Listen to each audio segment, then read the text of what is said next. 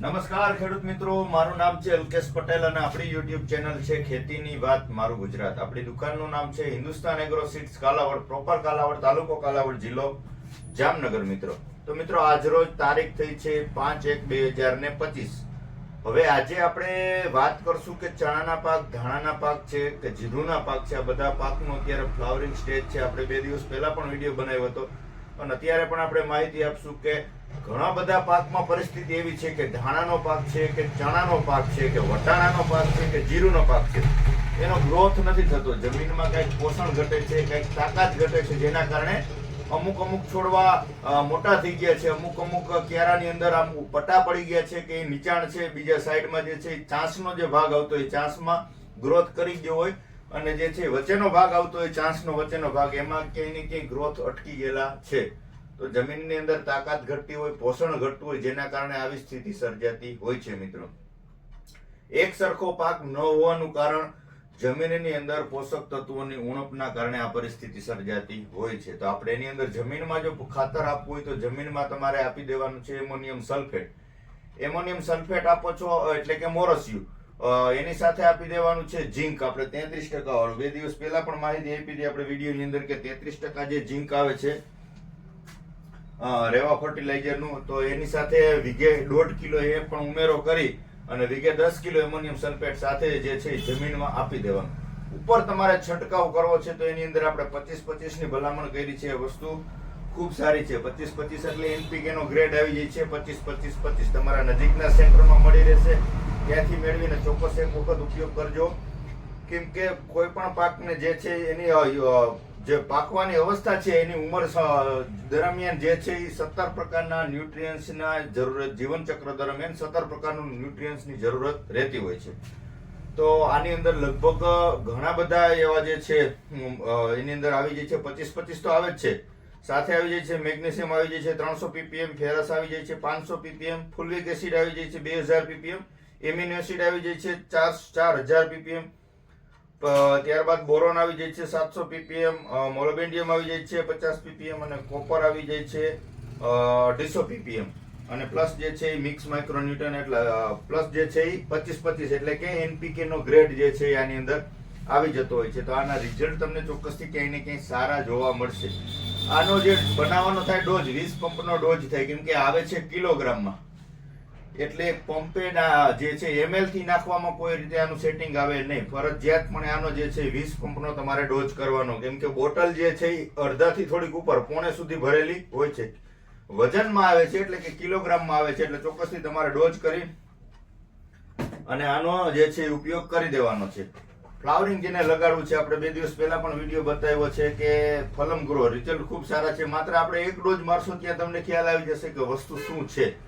તો ફલમ ગ્રોનો પણ જે છે એ પંપે 20 થી લઈ અને બીજો છંટકાવ 25 ml, આવી રીતે 15 દિવસના ગાળે તમારે 25 દિવસથી લઈ અને 45-50 દિવસના કોઈ પણ પાકની અંદર તમારે છંટકાવ કરી દેવાનો છે. પહેલો છંટકાવ 20, બીજો 25 ml થી. રિઝલ્ટ તમને ચણા છે, વટાણા છે, ધાણામાં ખૂબ જ સારા જોવા મળશે. કેમ કે તમે આનું સોશિયલ મીડિયામાં પણ ઘણી બધા જે છે યુટ્યુબરો અથવા દુકાનદારો ઘણી બધી આની માહિતી આપે છે કે આ વસ્તુના પરિણામ કેવા મળ્યા છે. વિડીયો દ્વારા ખેડૂત સુધી પહોંચી અને જે છે વિડીયો દ્વારા માહિતી આપે છે. તો ખરેખર વસ્તુ સારી છે, વાપરવા લાયક છે. એટલે તમે ચોક્કસથી આનો ઉપયોગ કરજો. તમારા નજીકમાં સેન્ટરમાં મળી રહે તો ચોક્કસથી મેળવી અને ફલમ ગ્રોનો ઉપયોગ કરજો. અને જે 25-25-25 આવે છે આ પણ વાપરવા જેવી વસ્તુ છે, આનો તમે ચોક્કસથી ઉપયોગ કરજો મિત્રો. બાકી મોલો છે, થ્રીપ્સ છે, ગળો છે, આ પ્રકારની સ્થિતિ હોય તો આપણું જે આવે છે સહારા ઇન્ટરનેશનલ કેમિકલનો ટોલ ફેરા પંપે 40 ml નો ડોઝ છે. તમામ પ્રકારની ચૂસિયા પ્રકારની જીવાતોમાં કામ આપશે. જીરામાં અત્યારે મોલાની સમસ્યા ખૂબ વધી રહી છે, તો આપી દેજો. આની અંદર થ્રીપ્સ મરી જશે, મોલો મરી જશે, ચૂસિયા પ્રકારનું જે છે જીવાત, તમામ જીવાતની અંદર સફેદ માખી છે, બધી વસ્તુમાં કામ કરશે. તો ટોલ ફેરા વાપરી દેવાનું છે સહારાનું, અને સહારા એનું આવે છે ફલમ ગ્રો. બંને સહારા ઇન્ટરનેશનલ કેમિકલનું જ આવે છે. તો ચોક્કસથી તમે ઉપયોગ કરી અને સારા રિઝલ્ટ મેળવી શકો છો. કેમ કે મિત્રો આ બધી વસ્તુ એવી છે કે તમે અત્યારે એક આપણો દવા છાંટવાનો સમય આવી ગયો નજીક, બરાબર છે, તો દવા આપણે છાંટીએ છીએ તો આડેધડ કોઈ પણ દવાનો ઉપયોગ લઈ અને ઉપયોગ આપણે કરી દઈએ તો રિઝલ્ટ મળતું નથી. રિઝલ્ટ નથી મળતું એટલે એનો મતલબ એવો નહીં કે આપણે દાખલા તરીકે 2500નો કે 3000 રૂપિયાનો રાઉન્ડ લીધો છે અને 20 પંપ જેવું આવે છે તો છાંટી દીધું કે હાલો રિઝલ્ટ નથી મળ્યું તો આપણા 2500 રૂપિયા ઉગડી ગયા, કે હાલો પાછો બીજો 2500 નો 3000 નો લઈને રાઉન્ડ આપણે બીજો મારી દઈએ. પણ ખરેખર વસ્તુ એવી છે કે તમે રાઉન્ડ માર્યો છે, રિઝલ્ટ નથી મળ્યું, એ વસ્તુ ફેલ ગઈ છે. તો એ તો ફેલ ગઈ છે, પણ તમારો જે છે એ યોગ્ય સમય, પાકમાં જે સમયે જે વસ્તુનો ઉપયોગ કરવાનો હોય સમય નીકળી જાય એટલે ઉત્પાદનમાં તમને ચોક્કસથી ઘટાડો જોવા મળે. આ એક સત્ય હકીકત છે.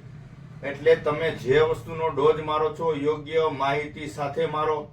ન સમજાય તો ફોટો પાડી અને તમારા નજીકના સેન્ટરમાં તમે જ્યાંથી ખરીદી કરો છો ત્યાં લઈને બતાવો કે ભાઈ મારે આ અવસ્થા છે, ચણા આટલા ગ્રોથ કરી ગયા છે, તો આમાં શું ઉપયોગ કરવો.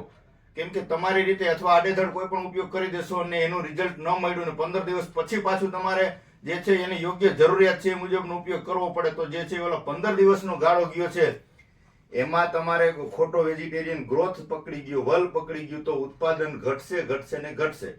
આપણો મુદ્દો એક છે કે ઉત્પાદન વધારવું છે, તો યોગ્ય સમયે યોગ્ય વસ્તુ, યોગ્ય દવા, યોગ્ય ખાતર કે યોગ્ય ફૂગનાશક, જે સમયે જે વસ્તુની જરૂરિયાત છે એ મુજબનો ઉપયોગ કરીને ઉત્પાદન સારું મેળવવું છે. આપણો આ એક ધ્યેય છે. એટલે ન સમજાય તો ચોક્કસથી તમે મને ફોન કરી શકો છો. બાકી જે છે વિડીયોમાં તમને માહિતી બધી આપી જ દીધી છે. સ્ક્રીનશોટ પાડી લેવાનો છે, તમારા નજીકના સેન્ટરમાં મળી રહે તો ચોક્કસથી મેળવી અને તેનો છંટકાવ ચાલુ કરી દેવાનો છે. ન મળે તો આપણે કુરિયર દ્વારા પણ જે છે ખેડૂત મિત્રોને પહોંચાડીએ છીએ. કુરિયરનો ચાર્જ આપણા તરફથી કોઈ લેવામાં આવતો નથી. બરાબર છે મિત્રો. બાકી તમારા નજીકના સેન્ટરમાં મળે તો મેળવીને ચોક્કસથી આનો ઉપયોગ કરી દેજો. ન સમજાય તો ચોક્કસથી ફોન કરશો. રજા આપશો મને. જય જવાન જય કિસાન.